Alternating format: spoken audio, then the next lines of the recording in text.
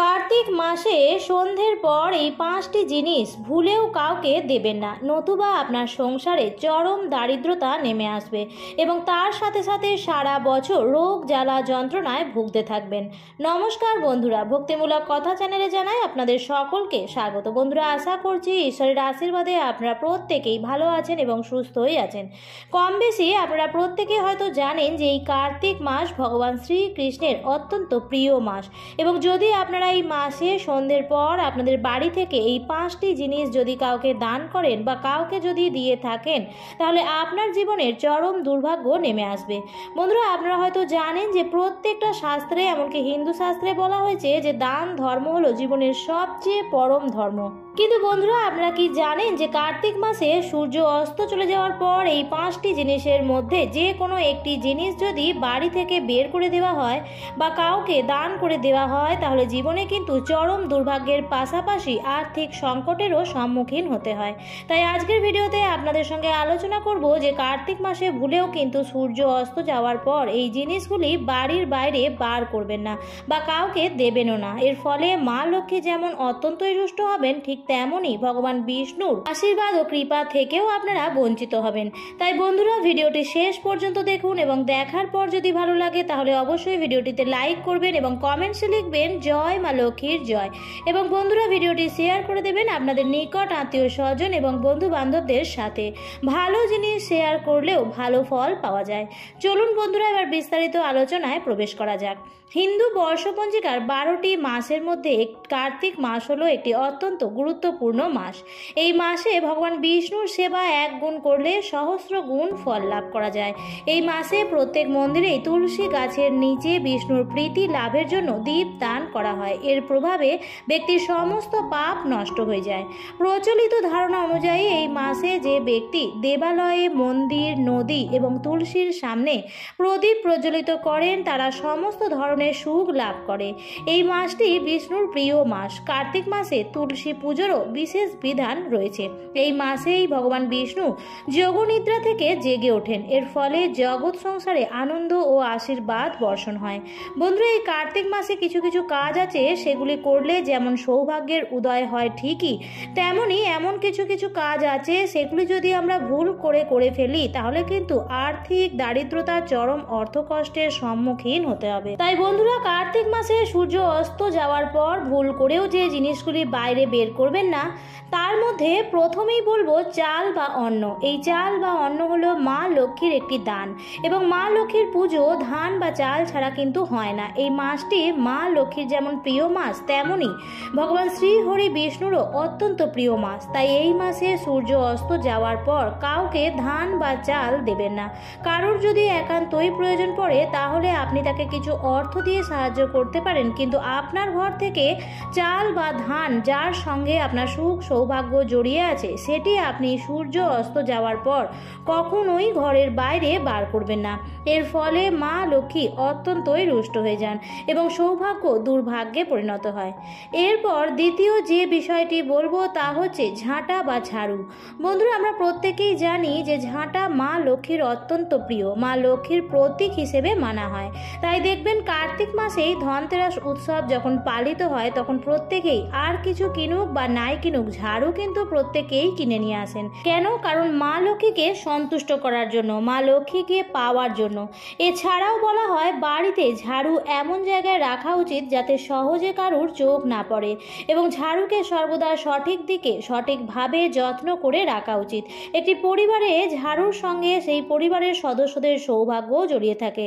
তাই যেমন ঘর থেকে ঝাড়ু অন্যকে দেওয়া উচিত নয়, তেমনি সূর্য অস্ত যাওয়ার পর ঝাঁটা দিয়ে যদি ঘর ঝাঁট দেন তাহলে মা লক্ষ্মী সেই ঘর থেকে বিদায় নেন। এর সাথে সাথে ঝাড়ু কখনো যেখানে সেখানে ফেলে রাখতে নেই বা ঝাড়ুকে দাঁড় করিয়েও রাখতে নেই। এছাড়াও শোবার ঘরে ঝাড়ু রাখতে নেই। অনেকেই দেখি বিছানার নিচে ঝাড়ুকে রেখে দেন। এটা কিন্তু ঝাড়ু রাখার সঠিক স্থান নয়। বন্ধুরা, মা লক্ষ্মী অত্যন্ত চঞ্চলা, তাই মা লক্ষ্মীকে ধরে রাখার জন্য এই ছোটখাটো বিষয়গুলি অবশ্যই মেনে চলা উচিত প্রত্যেকেরই। এরপর তৃতীয় যে বিষয়টি বলবো সেটি সেটি হলো টাকা বা পয়সা। হ্যাঁ বন্ধুরা, আমরা কিন্তু অনেক সময় বিভিন্নভাবেই টাকা পয়সা দিয়ে সাহায্য করে থাকি, কিন্তু বন্ধুরা আপনারা কি জানেন যে এই কার্তিক মাসে সূর্য অস্ত যাওয়ার পর কাউকে যেমন ধার দেওয়া উচিত নয়, ঠিক তেমনই কারোর কাছ থেকে টাকা ধার নেওয়া উচিত নয়। যে গৃহে এই কাজ হয় সেই গৃহে কিন্তু কখনোই সুখ শান্তি থাকে না, কারণ মা লক্ষ্মী সেই গৃহে থাকেন না। তাই বন্ধুরা, এই জিনিসগুলি আপনি কার্তিক মাসে সূর্য অস্ত যাওয়ার পর কাউকে দান করছেন, মানে আপনার নিজের ঘরের মা লক্ষ্মীকেই বের করে দিচ্ছেন, যার ফলে জীবনে চরম দুর্ভাগ্য দারিদ্রতা নেমে আসবে। এরপর বন্ধুরা, যে জিনিসটির কথা বলবো তা হলো ঠাকুরের বাসনপত্র। বন্ধুরা, আমাদের ঠাকুর ঘরে নিত্যদিন সকাল সন্ধ্যা পুজো করার পর যে পজিটিভ ঊর্জা সৃষ্টি হয় সেটি কিন্তু সেই বাসনগুলির সঙ্গেই জড়িয়ে থাকে। এর ফলে আপনি যখন সেই বাসনপত্র কাউকে দিচ্ছেন তখন তার সাথে সাথে আপনার ঘরের সেই পজিটিভ ঊর্জাও চলে যায়। এমন হয় অনেক সময় যে আমাদের প্রতিবেশীদের পুজোর জন্য কোনো থালা বাসনের হয়তো প্রয়োজন পড়লো, আর তখন হয়তো আপনি কিছুক্ষণের জন্য সেই ঠাকুর ঘরের থালা বাসন, সে হতে পারে কোষাকুষি বা হতে পারে প্রদীপ বা ঘণ্টা ইত্যাদি দিয়ে সাহায্য করে থাকেন। বন্ধুরা, সূর্য অস্ত যাওয়ার পর এই ধরনের কোনো বাসনপত্র আপনি আপনার ঘর থেকে দিয়ে কাউকে সাহায্য করবেন না। বন্ধুরা, মনে রাখবেন এই জিনিসপত্রগুলি থেকে যে সর্বদা পজিটিভ ঊর্জা নির্গত হয় সেগুলি কিন্তু আপনার ঘরের সাথেই মিশে থাকে, এবং এগুলি আপনি যখন কাউকে দিচ্ছেন তখন সেই পজিটিভ ঊর্জাও আপনার ঘর থেকে বেরিয়ে যাচ্ছে। তাই বন্ধুরা, এই বিষয়টিও অতি অবশ্যই আপনারা খেয়াল রাখবেন। আর একটি বিষয়ও আপনাদের জানিয়ে দিই বন্ধুরা, এই কার্তিক মাসে সূর্য অস্ত যাওয়ার পর বিবাহিত মহিলারা তাদের অলংকার সামগ্রী কখনোই কিন্তু কাউকে দিয়ে সাহায্য করবেন না। এমনটা বিশ্বাস করা হয় যে গৃহে সন্ধ্যার পর কোনো মানুষকে কোনো অলংকার সামগ্রী দিয়ে যদি সাহায্য করা হয় তাহলে তার সাথে সাথে সৌভাগ্যও চলে যায়। আর বন্ধুরা, বিবাহিত মহিলারা কখনোই নিজের ব্যবহার করা সিঁদুর কাউকে দেবেন না। আপনার সেই ব্যবহার করা সিঁদুরের মধ্যেই আপনার স্বামীর আয় উন্নতি নির্ভর করছে, তাই আপনি আপনার ব্যবহৃত সিঁদুর কখনোই কাউকে ভুলবশত পড়তে দেবেন না, নতুবা নিজের দুর্ভাগ্য আপনি নিজেই ডেকে আনবেন। বন্ধুরা, আপনারা প্রত্যেকেই জানেন যে লবণের মধ্যে মা লক্ষ্মী অধিষ্ঠান করেন। এই কারণে বলা হয় লবণ বা হলুদের কৌটো কখনো শেষ হতে দিতে নেই। তাই লবণ বা হলুদ আপনি আপনার প্রতিবেশী বা কোনো মানুষকে সূর্য অস্ত যাওয়ার পর দেবেন না। এছাড়াও দুধ ও দই সন্ধ্যার পরও কাউকে দিতে নেই। এগুলি মা লক্ষ্মী এবং শুক্র গ্রহের সঙ্গে সম্পর্কিত। এর ফলে ঘরে সুখ শান্তি বিঘ্নিত হতে পারে।